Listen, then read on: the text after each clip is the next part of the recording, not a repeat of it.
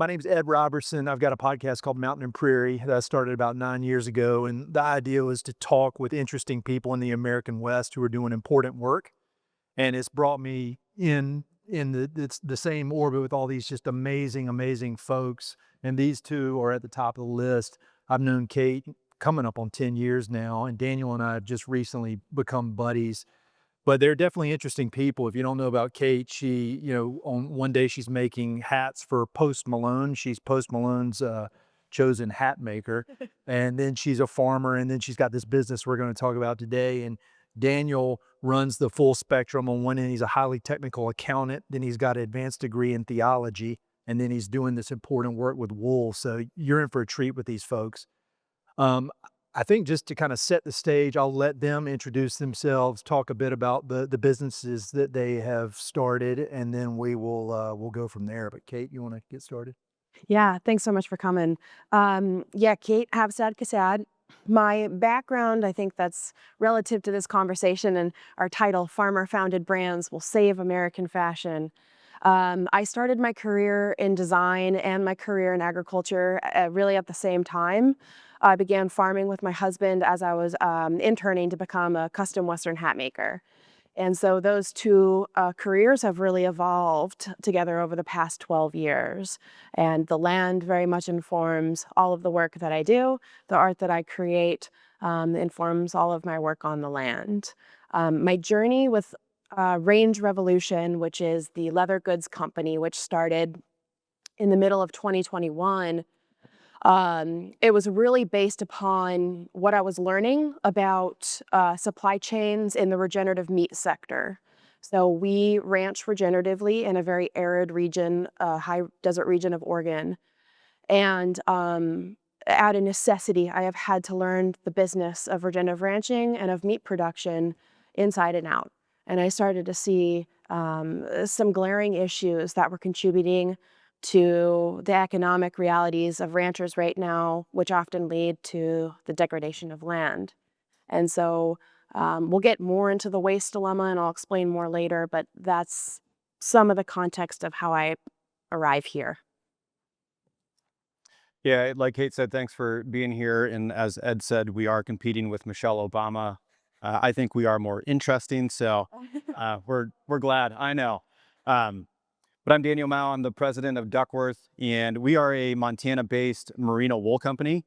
We were actually founded by a sheep rancher in Dillon, Montana. It's a very small agricultural-oriented community in southwest Montana.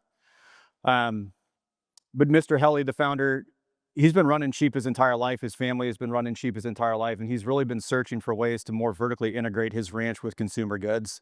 So we're utilizing the wool from these 8,000 to 10,000 head of sheep there, putting it into our own products, and in so doing, revitalizing the American supply chain, which has been pretty devastated over the last 40, 50, 60 years. I was talking with an American manufacturer last week. We host an annual shear and shred event, which is actually where we shear thousands of sheep. We then go shred a local ski hill called Maverick, where the company was birthed.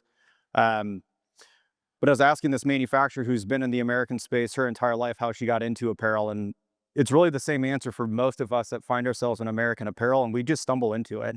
I do not have a background in clothing. I'm an accountant, as Ed said. I have a theology major, and I have an absolute passion for making high quality products right here at home and supporting local communities, rural agriculture, yarn spinners, fabric knitters, mills, cut and sew factories here on American soil. I think that's one of the best ways that we can support what we're doing on range lands, is creating avenues for these fibers, for these leathers to get into the supply chain in a value added way. So like Cate said, I'm excited to be here and just sharing more about how we can do that together and what we are doing right now and the future together.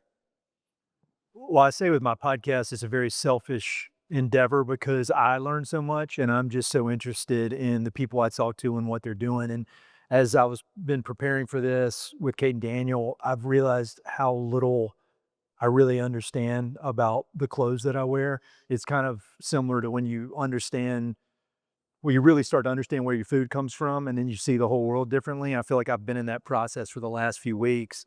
So, Daniel, I wonder if you could give us a brief history lesson on fiber production and production in the United States over the last maybe 70 years, because that's I feel like that sets the tone for everything we're going to talk about, and it's something I didn't know anything about. Yeah, absolutely. So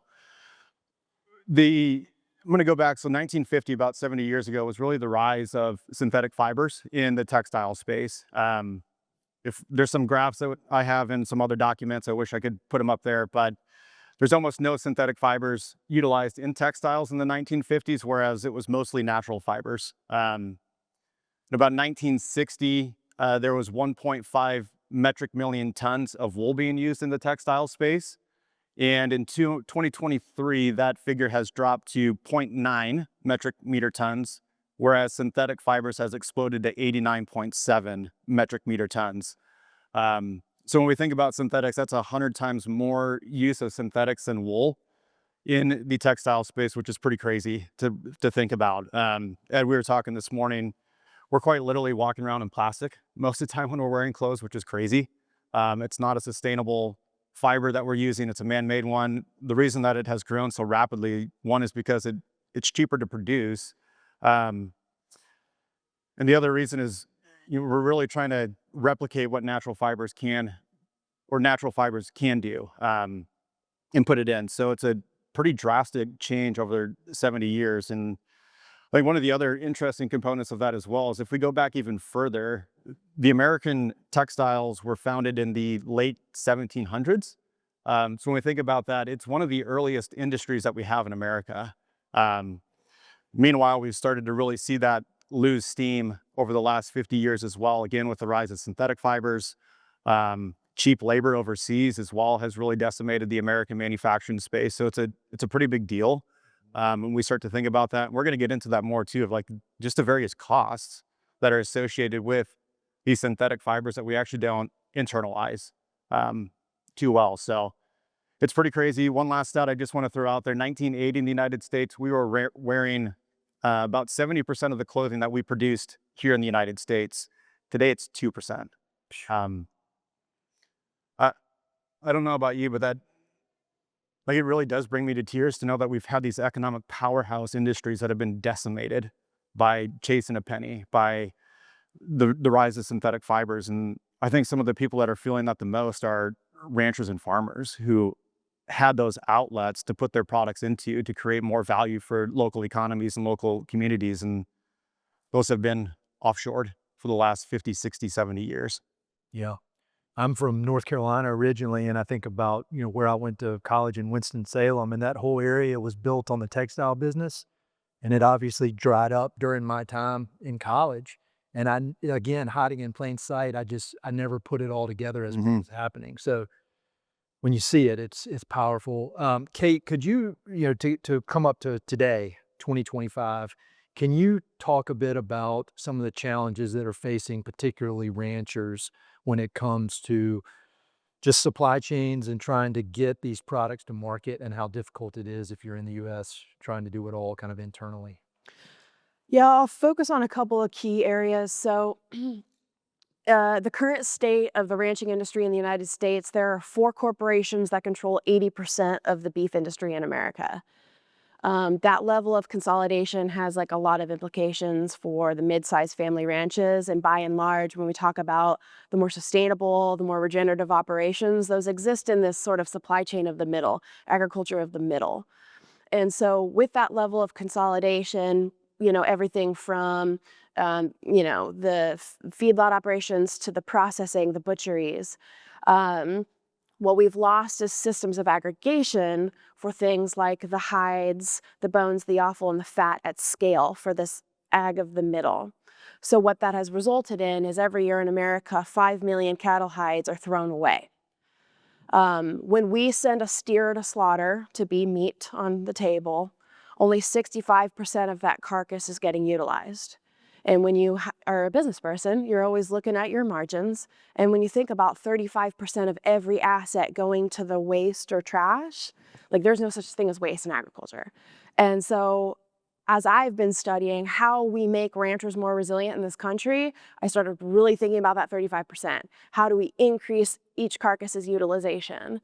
Leathers in particular have such a value in the marketplace if we can get them to the right people. So that's where I'm focused. I do have peers in my world that are working on sending bones to the bone broth companies, tallow to the skincare companies, because tallow as skincare is so hot right now. And offal and the organs to like pet treat companies. So we're doing this as a part of the ecosystem, and I happen to be focused on leathers because of my background in design and love for beautiful leather goods.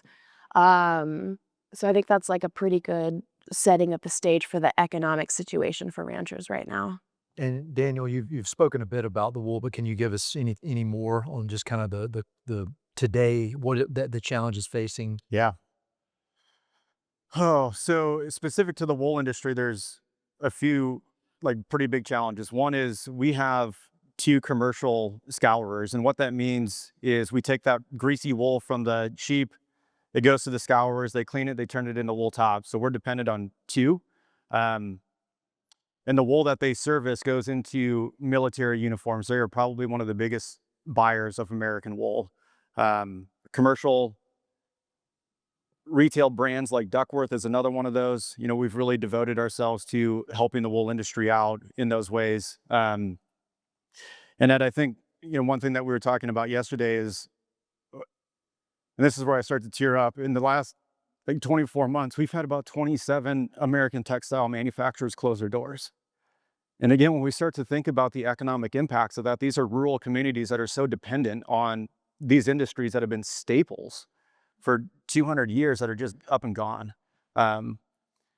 There's multiple of them in our own supply chain that have been impacted by that, which creates a pretty big bottleneck of getting products out the door. I think one of the things we'll touch on is that whole fast fashion movement. Like, we are going to advocate for slow fashion.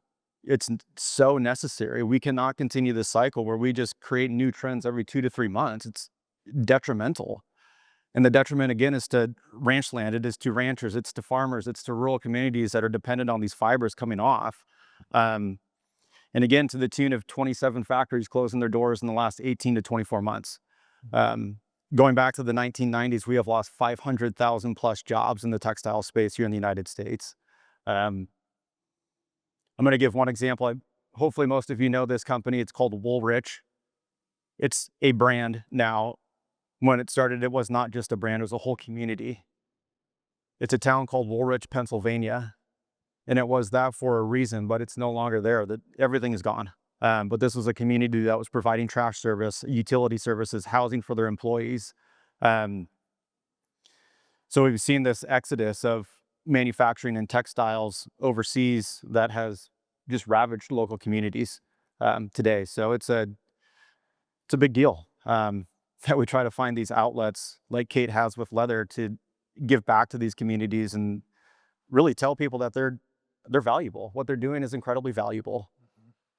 And I think we're reasonable. Like when we look at that pie chart, like we're not, we'll get into like what's happening, the good work that is happening, the rebuilding that's happening.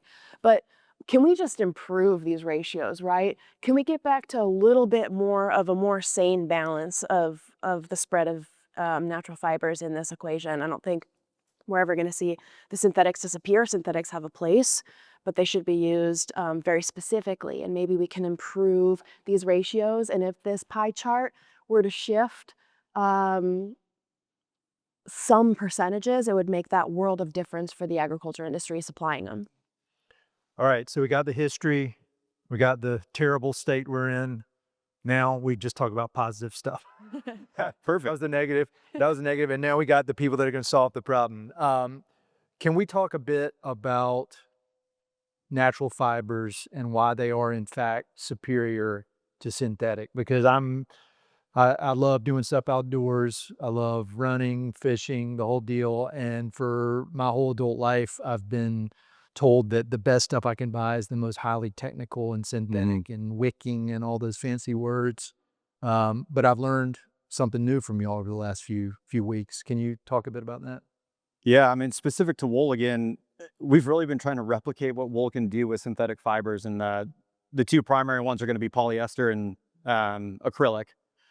Acrylic was developed to try to get that nice soft feel that wool can provide, and it does so in part, but it can't provide all the other benefits of wool. So when we talk about the natural benefits of wool, we talk about its odor resistance, and I will invite any of you up here to come smell my garments at the end of this. I've been wearing them in Austin. I think it's 90 degrees today.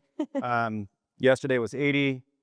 I walked, I don't know, a couple miles yesterday around town. So you can dare bet I sweated. So, but they're odor resistant, which means I don't have to wash them that often. You don't have to wash them that often because it's going to kill off that smell almost instantaneously.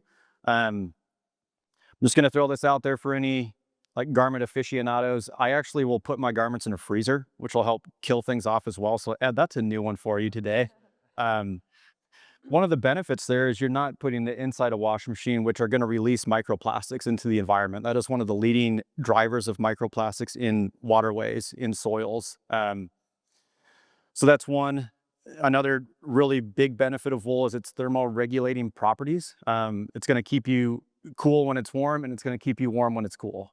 Again, it's 90 degrees here. I am a little bit hot today because I'm wearing a sweatshirt, but it does a very good job of cooling in temperatures like this. And then as it pertains to this, it's one of the most recyclable fibers in the world. We can use wool up to 6 different times in different opportunities and different products. So it can start in the garment, it can end up in insulation, and when it's done there, you can stick it right back into the ground, and it's going to provide these nutrients to the soil again. And I don't know of another fiber in the world that can do that. So that really brings us back to the biodegradability of wool as a fiber as well. And again, it's not going to leak microplastics into the soils as our synthetics will. So it's a phenomenal fiber for every use.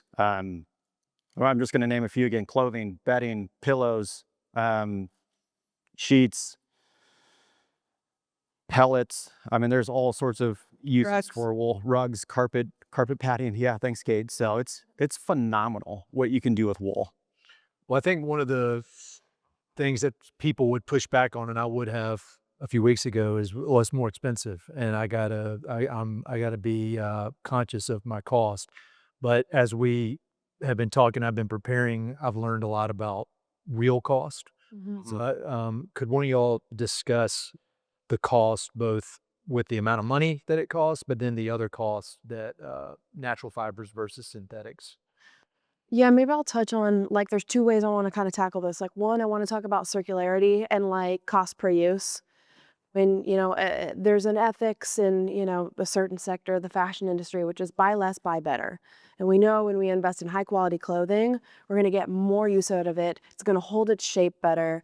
It's actually, it's not designed for that like planned obsolescence. It actually can be refabricated and, like you said, used over and over again.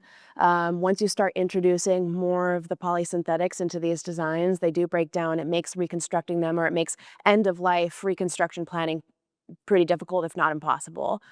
So there's that. Like, you can have these items in your closet forever, and they will look better for longer. And then there's a conversation about internalizing so much of what we have externalized for so long. And what I mean about that is, like, it just depends what you justify as cheap. I think we're all paying a pretty hefty price right now in both microplastics that exist in all of our waterways, no matter where you live. I think we're all paying the price when it comes to just the volume of stuff that is being produced and is polluting. Maybe it's not right here, it's not in our backyard, but it's in somebody's backyard. And so whether it's the price to the planet, or it's the price to other people and their homes, we have not yet come up with a system of accounting that truly internalizes those externalities. But that, I think, is a future of cost accounting. Yeah. Anything to add to that, Daniel? Yeah, I mean, Count it? yeah, totally. Maybe not numbers based, but one of the ways that we are internalizing this is inside of our bodies. And we were talking about that yesterday. I mean, we literally have microplastics inside of us right now, which are going to cause health problems down the line. There's no way to avoid it. The skin is one of the largest organs we have. So when we're sticking these plastics on our bodies, it's going to contribute to that as well. But I think one of the other big costs that we typically don't get into, and I think it's becoming more apparent, is just the labor that is used overseas to create our products. And there's good work being done overseas to try to mitigate that. But the fact of the matter is we're still using some forms of slave labor to create our clothes. Just share a quick story. We're working with a manufacturer in Minnesota who was founded by a gal who was working overseas. And she got an opportunity to go to China to see where they were producing some of their garments. And the last trip that she went on there, she was watching a construction company install nets around the dormitories. And the reason for that was because the workers were jumping out of the building. And these are the clothes that we're wearing. Like Cate said, there's a real cost to the clothes that we put on our back or the choices that we make that we should be conscious of. We might not see it in a price per unit, but there's definitely a cost to it that we need to truly think about. Planet, people, all of it. Yeah. Well, when you think about kind of rebuilding these supply chains that have been slowly eroded away over 70 years, I mean, obviously there's a lot to it and it's going to take quite a while, but y'all are making great inroads in it. I was wondering if you could just start by talking a bit about how your work helps the actual farmer and rancher on the ground. Because in my old life of doing conservation work, I dealt with a lot of farmers and ranchers, and it's a tough business, and they're often just at the whims of these markets, as you know very well, Cate. You know, all these external factors kind of come down the funnel and land on them, and then they're forced to just kind of react. And I feel like the work y'all are doing is giving them more agency and more power in the process. Can maybe just on that most basic bottom of the funnel level, can y'all talk about how your work empowers farmers and ranchers and agriculture folks? Yeah, I mean, we're just raising their economic margins. So we pay them a price premium for the hides, where typically they are actually paying to dispose of them. So for every animal, they're getting, an increased margin on that work. And my theory is that if we want to see a more regenerative agriculture, the farmers and the ranchers have to have just even the brain space to think creatively and to implement conservation projects. And you can't do that when you're just surviving. So I really just, at the heart of it is like the economic realities of producers has to improve for them to have that creativity and space to think outside of the box and try new things. But more than that, they need committed long-term partnerships.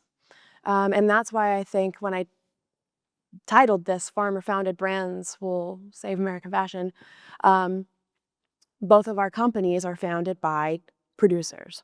And producers don't think year to year. Producers don't think quarter to quarter. Producers think generation to generation. We think 7 generations ahead. And so there's a concept of building for perpetuity in our companies where the commitments to our partners, they are not transient. These are long-term commitments.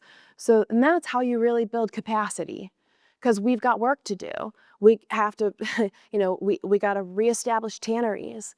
We've got to reestablish all of the processes that actually clean and separate the wools. Like, these are long-term infrastructure projects, so we've got to have long-term commitments. And that's where I feel like farmer-founded brands have a different mindset in which we're planning for that long term.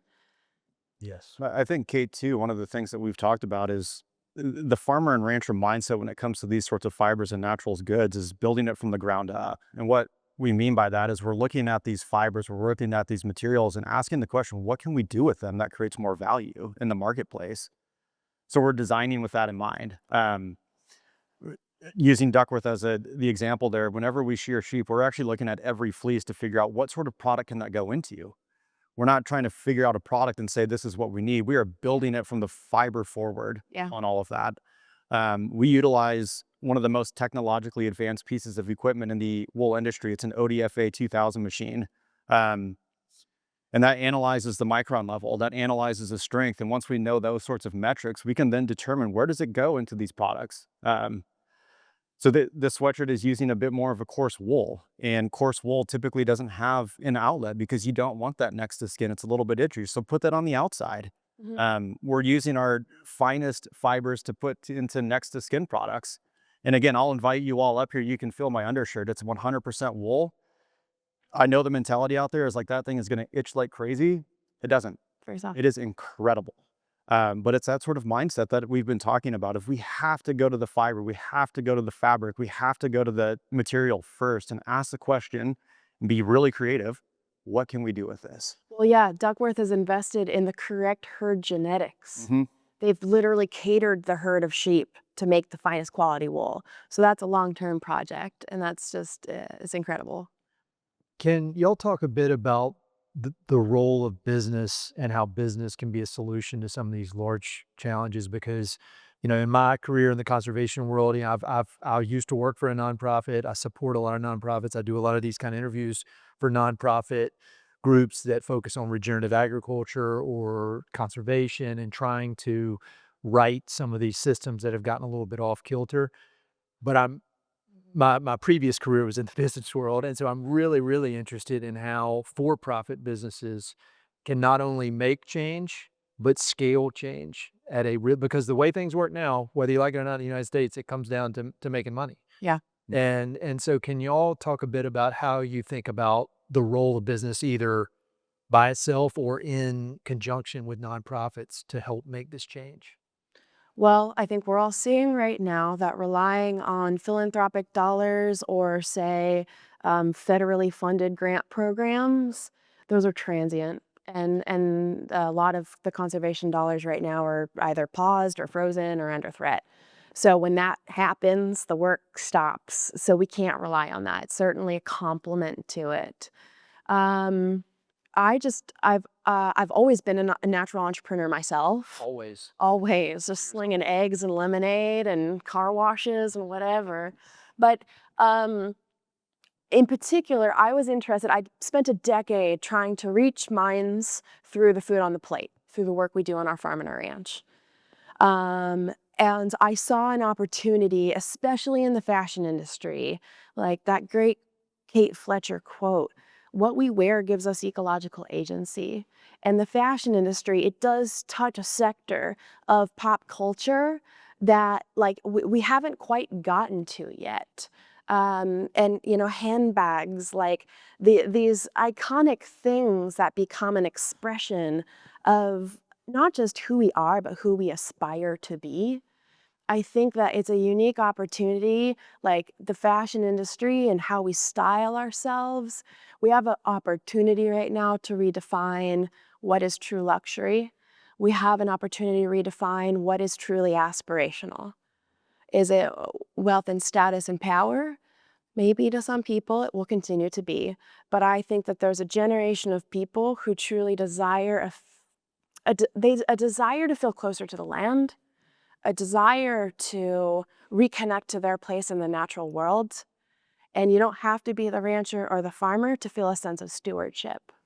And I think that business, fashion, style, lovely aesthetics, it's a really beautiful way to change hearts, because I think that it's not so much about changing minds. Like we all know a lot of things. We know we gotta eat healthy. We know microplastics are bad. But like we got to get to that next stage where like we start to really change hearts, and I think that happens through beauty. And as designers, as consumers, we can do this beautifully together. So that's my vision of the business world.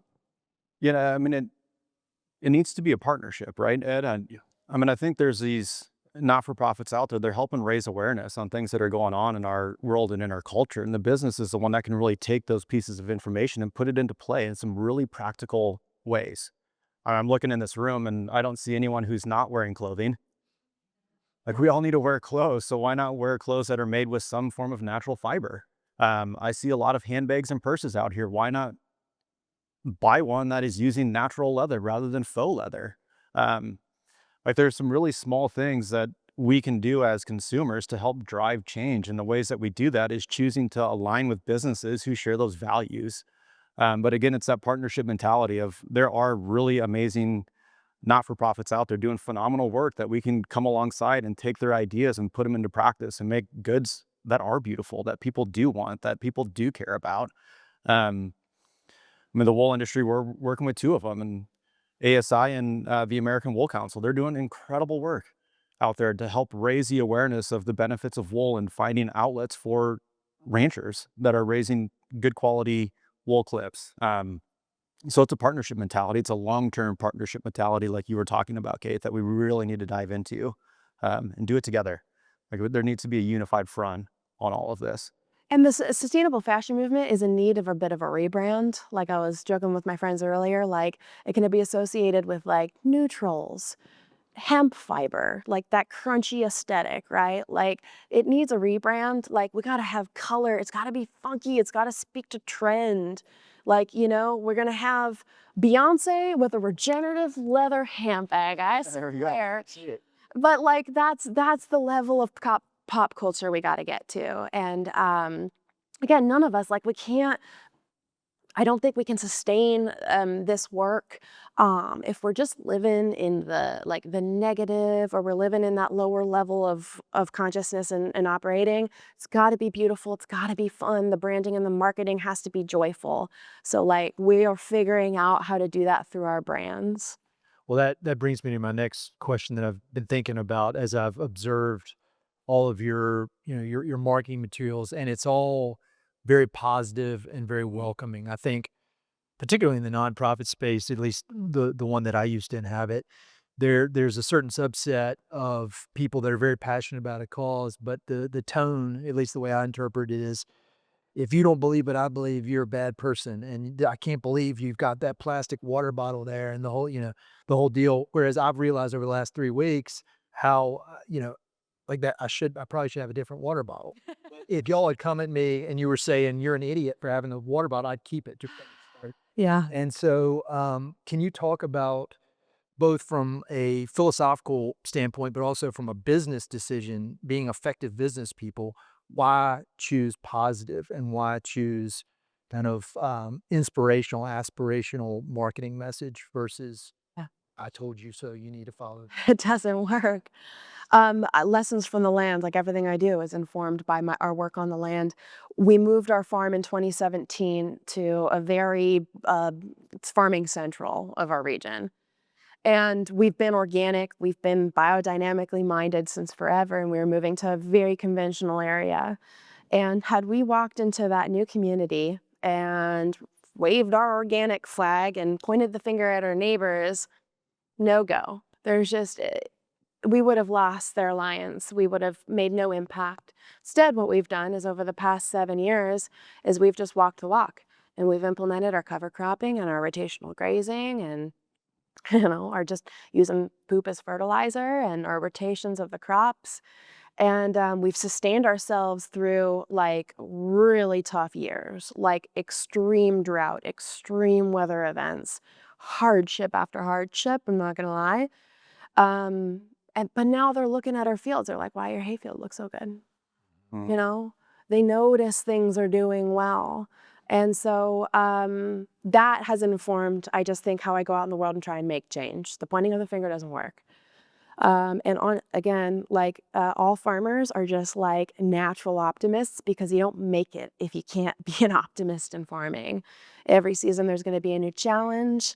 If you really just dwelled in that space, like there's just no sustainability personally in that mindset. And so there's just no other way than just like focusing on the task at hand, seeing what is in our control, and leading, not trying to drag people along, My mom used to say, can't pull on a green bean and make it grow. I like that. You can't? Try. Shoot. My answer to that question is like, why not? Like, why not be positive? I just think about our culture at large right now. Like, it's so divisive. Like, everything is negatively focused. And I think positivity is the one that can cut through that and allow people in, and it's inviting. It's radically inclusive. Positivity, it's infectious. Yeah, I guess I'd much rather be a joyful person than one that's walking around bitter, looking at everything as oh, I can't do that, or I can't do this. And I think Nike has a really good slogan, and it's actually just do it. Like, just do it and have fun. Like, yes, it's challenging to do what Cate and Duckworth are doing. It's incredibly challenging. But it's worth it. So, I mean, finding those things that are worth doing just brings so much joy and so much positivity to the room and to livelihoods. It's infectious Yeah. in a positive way. Yeah. What I always, you guys are obviously doing really great work, but then the question comes to mind, how you scale this. And I was thinking last night about the food business and how they managed to scale organic. I mean, I think there's a huge percentage of the population that is willing to pay more organic because they understand the real cost, or they understand the cost of to their bodies, to the environment, whatever, of cheap food. And so I think that's a kind of a case study of how it can be done at scale, but y'all are on the very leading edge of this. So how do you think about scale? I mean, the next question beyond that is, how do you measure success? Like, what do you see as a good way to scale this thing beyond what y'all are just doing? And then how will you know when you've done it? So for Range Revolution, or for leathers, I'll just touch on that. Um, we've spent the past 2.5 years really building our supply chain. It's been a lot of work. And Range Revolution, it's a young and growing brand. In order to really reach my mission, which is to find as many of these hides homes as possible, we're starting to broker our leathers to other brands. So there are other people who are interested in having this sort of like, either story of provenance to their textiles, a story of circularity, or, the regenerative sourcing. And so we're working with those other brands to broker the hides to them, and it's increasing our efficiencies within our own cost of goods, because rather than moving pallets around, we're moving truckloads around. And there's plenty of hides, there's a ton of square footage, and there's a lot of ranchers who, given the opportunity to sell into a value-added market, would jump at that opportunity. They might be out there already doing regenerative practices, and maybe they just aren't monitoring yet. So we can help them implement some of these simple things to start monitoring their ecological outcomes. So I think that it's got to be a collaborative effort across the industry. And so working with other brands is our approach to scaling. Okay. Yeah, my simple answer is one garment at a time, Ed. Right? Like or one handbag at a time. And I was reading this morning, dating back to 2000, closet spaces have grown 60%. As a piece of clothing retires, like, replace that with a natural fiber garment that has it doesn't need to be 100% natural either. Like, just find something that has natural fibers and start creating that movement that way. But it really is one garment, one handbag at a time. I mean, a tangible way that we will look at it is, how many thousands of pounds of wool are we putting through the American supply chain? And as that number continues to grow, we are realizing success at that point. How many jobs are we helping create? How many American hands are we supporting day in and day out by creating value-added agricultural products?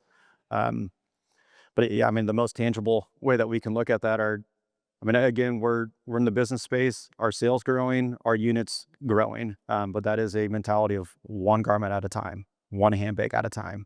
Yeah. And that's the best way to scale.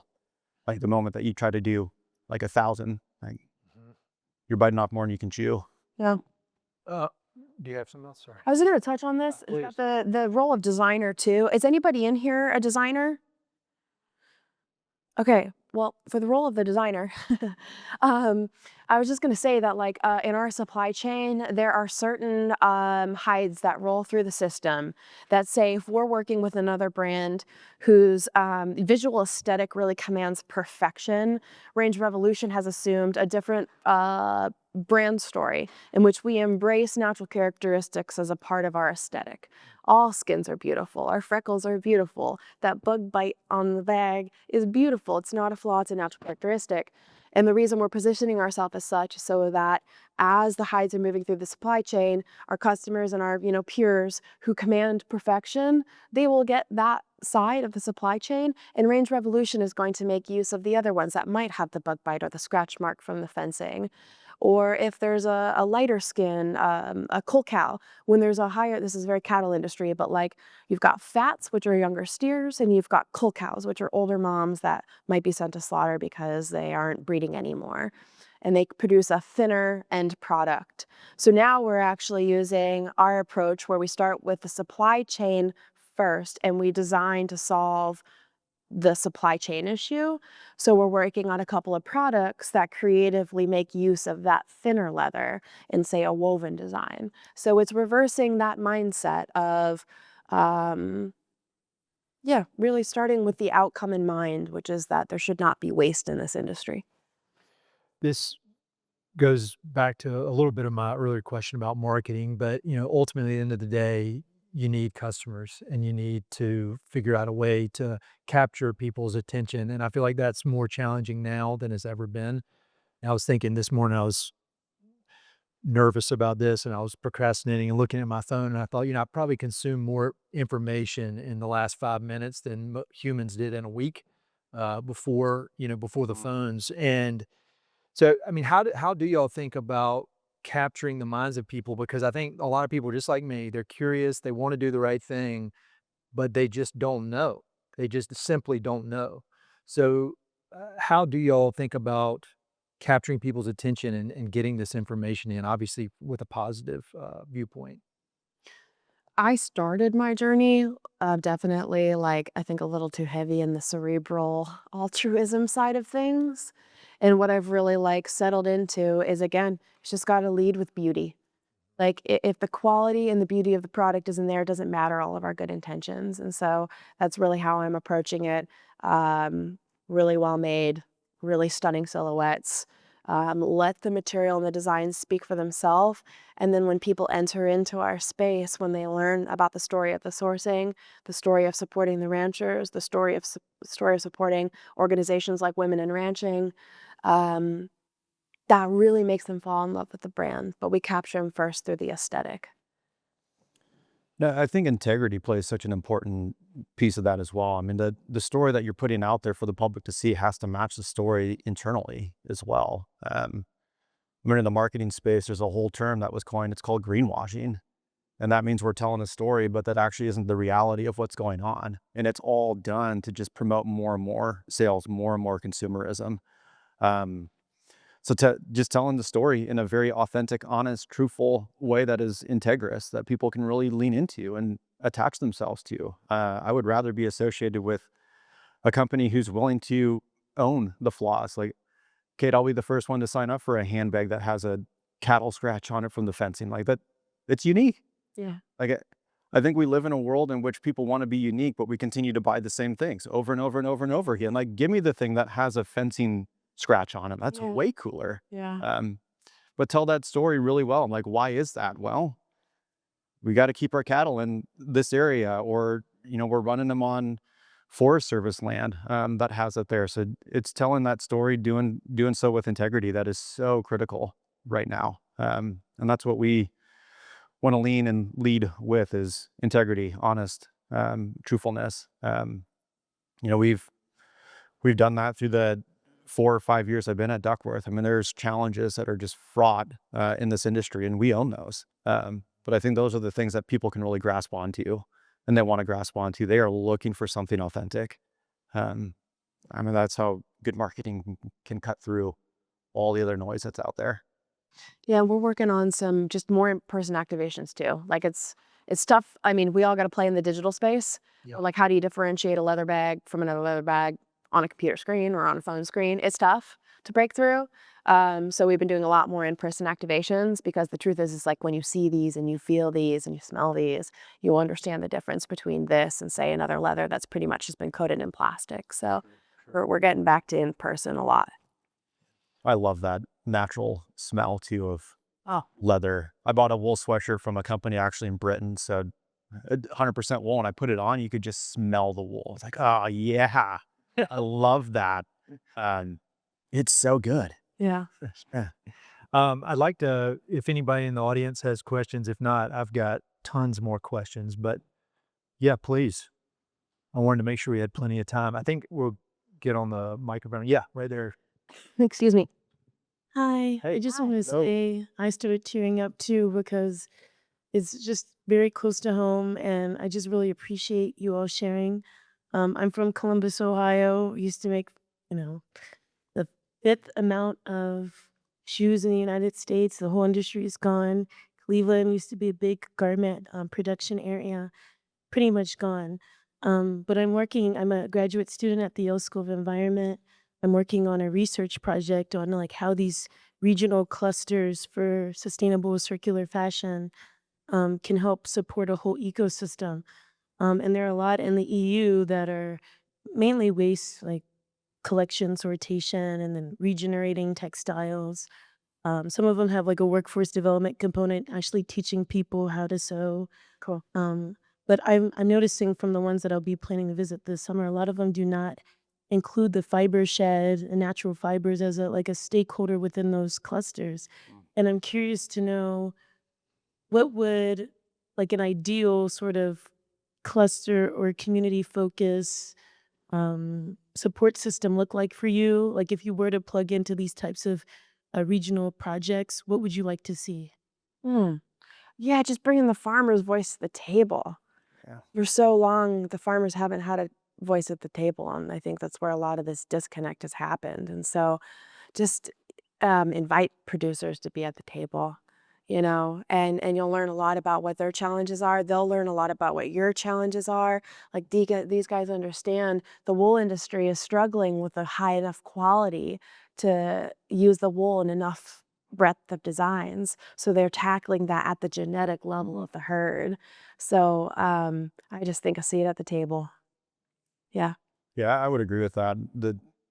We've got to listen to those voices and make those connections. I don't think there's a way to get to those sorts of levels of design with not including everybody that's going to have a part in that process of creating a good there. So, I reflect back too on some of these quote unquote ancient communities. I mean, they were developed around the fiber forward. And Fort Payne, Alabama was the sock capital of the world at one point. I mean, they're centered in cotton fields in many ways. Woolrich was in Pennsylvania. There was herds of sheep there. So everyone was centralized in these communities with really one objective in mind, and that is supporting the local community by using what was available there to create goods for people.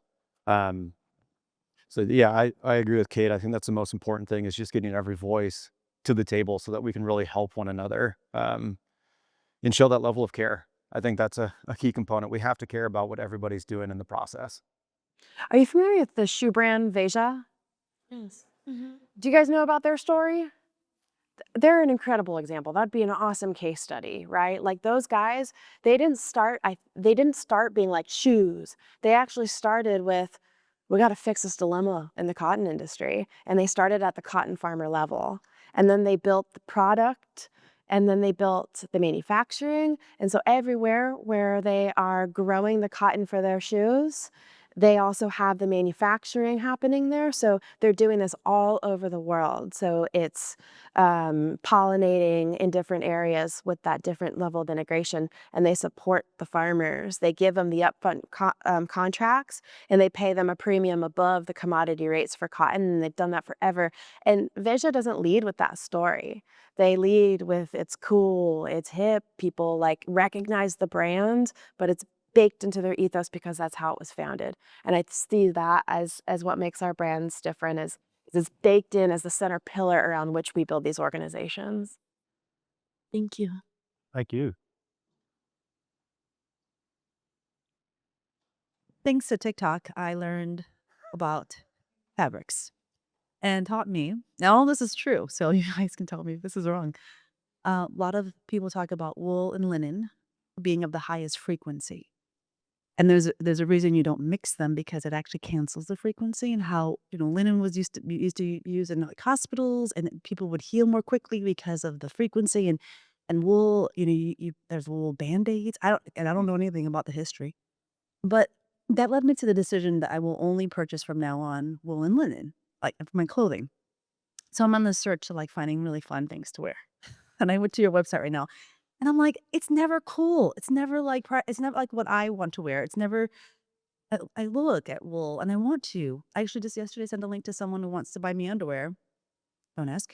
And I'm like, I go, well, here's a site. I guess they want thongs. Okay, like the Bronin brand or whatever. Because I get ads, right? Because I've been searching, right? So I get ads. I get all the ads, and usually they're blends, but like I'm still kind of like it's not good enough. Like I want where's the good stuff? And I don't know if there's like a directory of like all the companies Mm. I'd love to support. I just find that it's not good enough. At Yeah, least but when I in the wool industry, and I'll just speak for Duckworth, like our primary focus is building timeless and functional pieces. So we're focused on t-shirts, we're focused on hoodies that you can wear up in the mountains, you can wear on the streets, you can wear it day in and day out without having to put it in a wash machine. But the American Wool Council has a very long list of brands that are utilizing wool, so I would definitely check there. One company that comes to my mind that's doing it in the United States using wool is called Janessa Leone. She's making pretty high-end fashion sweaters, so that might be of interest. But Yeah. yeah, those are a couple places that I would look for. At least the wool industry is American Wool Council. They have some really good resources available. Fiber Shed. Fiber Shed's another group. They've got a directory of brands. And then another one that's like, yeah, like again, elevated luxury, really nicely tailored is called Another Tomorrow. Fiber Shed, yeah, and Another Tomorrow. And ditto on Janessa Leone. Yeah, Of course, Range Revolution for all your leather needs. And correct. Yes. So the need to address the cultural gaps is something that I think about a lot for another area of agriculture. And it's a challenge. Our market research is showing that even though people are saying they are advocates of these things, their buying behavior is not the same. Yeah. So that cultural shift is such a big thing on all of our plates. But another segment of that is buyer behavior. And buyers have more and more power all the time. Their power is growing more and more. Yeah. So what kind of marketing thoughts do you have? What kind of plans do you have in terms of agriculture in general to address that very specific market and that very specific audience? The specific audience being the ones who like we need to bring along with us. Buyers. Buyers, yeah. Yeah. You're saying retail buyers or just the average consumer? Retail buyers. Yeah. So those who are making the decision. Yeah, they're the We're the trying to crack that gatekeepers. nut. Yeah. Yeah. So Yeah. that's something that Well, they are going to follow what trend and what the zeitgeist is telling them to buy. So I do think that we have to start with pop culture and the zeitgeist and the influencers and the celebrities, and then the buyers. You got to make it cool. There's a cute, I shouldn't say cute, but Shop Zero. So there's two gals in LA who are creating essentially like an e-commerce platform akin to Revolve, but all sustainably sourced. so Right. Yeah. maybe more from a food perspective, because from what we have seen, there's a lot of mandates coming from buyers, especially in terms of how things are grown. A lot of that regulation that kind of used to come from government efficiency or government officials are now coming from buyers. So maybe from a meat perspective, have you thought about how that integrates? I know that we're talking about textiles, but it's all kind of integrated. Has there been any work in terms of how to communicate to buyers and maybe a B2B marketing perspective? I have not. Okay. I have not. The meat market is a really tough nut because of the way it's so consolidated. And so honestly, a lot of regenerative ranchers have just built their own D2C companies Yep.